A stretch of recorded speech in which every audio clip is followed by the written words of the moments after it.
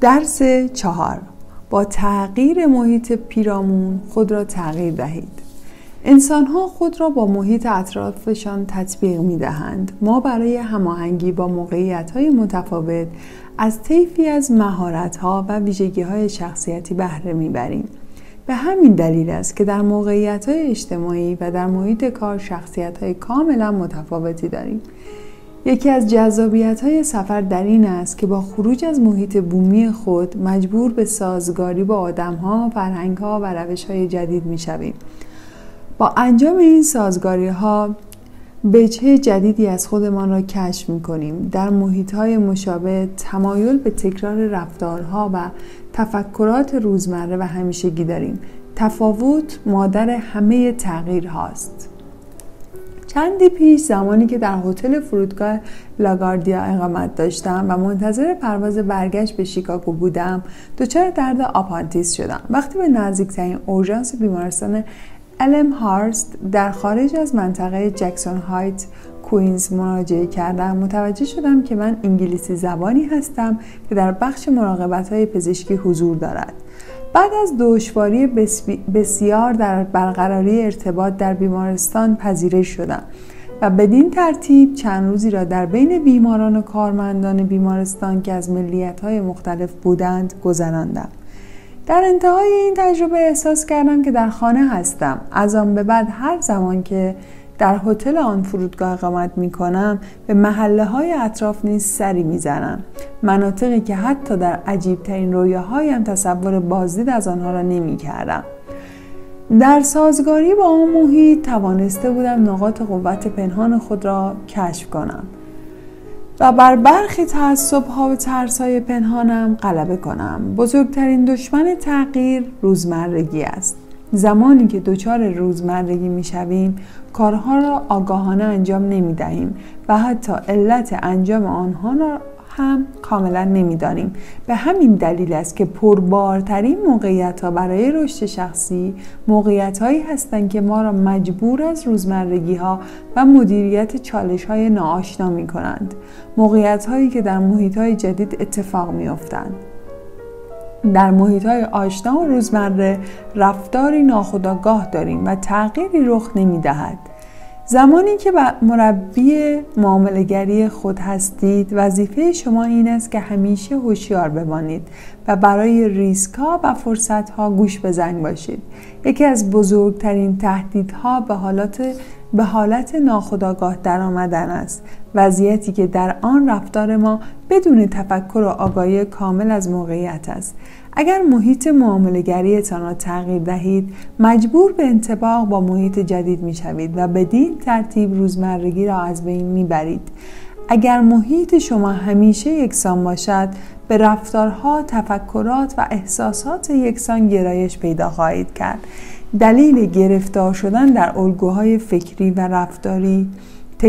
رفتاری تکراری غرق شدن در روزمرگی و محیط‌های فیزیکی و احساسی مشابه است. در واقع علت تکرار الگوهای مشابه این است که با شرایط فعلی زندگی ما عجین شدند. سوالی که مطرح می شود این است: چطور می توانیم محیط معاملاتی خود را تغییر دهیم؟ در پاسخ به این نکته دقت داشته باشید که وضعیت فیزیکی تنها بخشی از محیط پیرامون شما را تشکیل می دهد. در ادامه تعدادی از فعالیت‌هایی که برای اجتناب از روزمرگی در معامله‌گری کارایی دارند را توضیح می‌دهم. 1.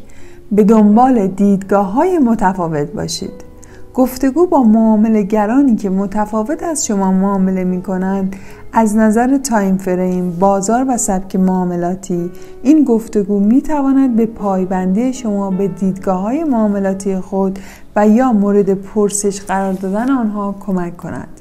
خوانش مسائل از منظری جدید باعث می شود ایده ها و فرضیه هایتان را از زاویه دیگر بررسی کنید.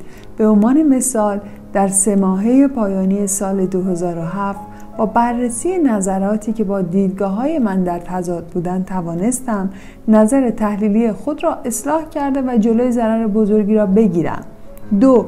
تایم فریم های بالاتر را بررسی کنید. به راحتی میتوان در تصویرهای کوتاه مدت بازار گم شد. به همین دلیل بررسی دوره‌ای نمودار تایم فریم بالاتر و بررسی موقعیت فعلی قیمت در زمینه بزرگتر بازار بسیار اهمیت دارد. در واقع برخی از بهترین ایده های معاملاتی با یک تصویر بزرگ آغاز و سپس برای معامله به تایم فریم های پایین‌تر منتقل می شوند. بررسی تایم فریم های بالاتر مانع از انجام معاملاتی می شوند که تنها بر اساس اطلاعات ناکافی و از چند تیک قیمتی گذشته بازار به دست آمدند. به شخصه نواحی حمایت مقاومت بلند مدت، نواحی رنج یا مناطقی با مارکت پروفایل با ارزش را در تایم فریم بالاتر بررسی می کنم. ممکن است موضوعی از یک دیدگاه درست به نظر می رسد، از دیدگاه دیگر کاملا اشتباه باشد. بنابراین اگر موردی در بازار به نظرم بدیهی آمد، تایم فریم را تغییر می دهم تا وضعیت را از دیدگاه کاملا جدید بررسی کنم. 3. بازارهای مرتبط را بررسی کنید. گاهی عملکرد یک سهم یا یک گروه مشخص می کند که در کلیت بازار چه اتفاقی خواهد افتاد. مثلا آیا شاهد یک رشد قیمتی گسترده در اوراق درآمد ثابت هستیم؟ آیا منحنی بازدهی در حال شتاب گرفتن یا از دست دادن قدرتش است؟ آیا شکست در یک جفت ارز زودتر از سایرین اتفاق می افتد؟ به عنوان مثال من در زمان انجام معامله وضعیت بخش صندوق‌های قابل معامله را بررسی می کنم تا متوجه شوم آیا بازارهای سهام در حرکتی روندار هستند یا در محدود رنج در حال نوسانند. با بررسی ریسک پذیری یا ریسک گریزی در معاملات معامله‌گران اوراق قرضه می توانم در مورد خرید یا فروش سهام تصمیم بگیرم. زیر نظر داشتن کلیت بازار مانع از درگیر شدن در ایده های از پیش فرض شده می شود. 4. زمانی را برای استراحت در نظر بگیرید. همانطور که برای تجدید قوا به مسافرت می رویم، استراحت کردن و فاصله گرفتن از مانیتور کامپیوتر کمک می کند که دیدی تازه از بازار به دست آوریم.